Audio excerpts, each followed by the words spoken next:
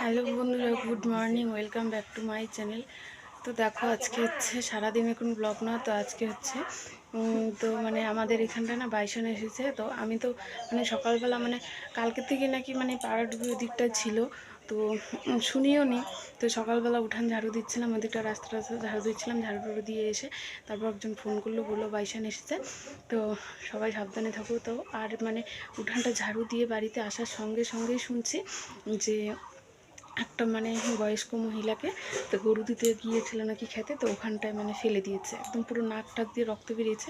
তো ওকে সঙ্গে সঙ্গে আমাদের মাথাভাঙা হসপিটালে নিয়ে যাওয়া হয়।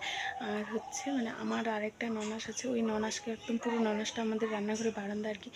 সকালে জানোই তো, সকালে সবাই কাজ করে, সকালে কাজ করছিল, তো সেখানটায় কাজ করছে, পেছন দিয়ে এসে একদম পুরো মানে করে দিয়ে ফেলে রান্নাঘরের বেড়াটা ভেঙে সব চলে গেছে আর কি, ওরকমটা। তো মনে প্রচণ্ড ভয় লাগছে যে আরও কখন আসবে। তো তো পুলিশ টুলিশ সবাই এসে মানে একদম পুরো আর কি করছে আর কি, ধরার জন্য তো গুলি করছে।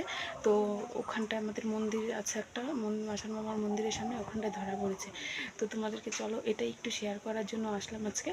তো বেশি বড় না ভিডিওটা, ছোট্ট একটা ভিডিও। তো চলো ভিডিওটা একটু দেখে নাও।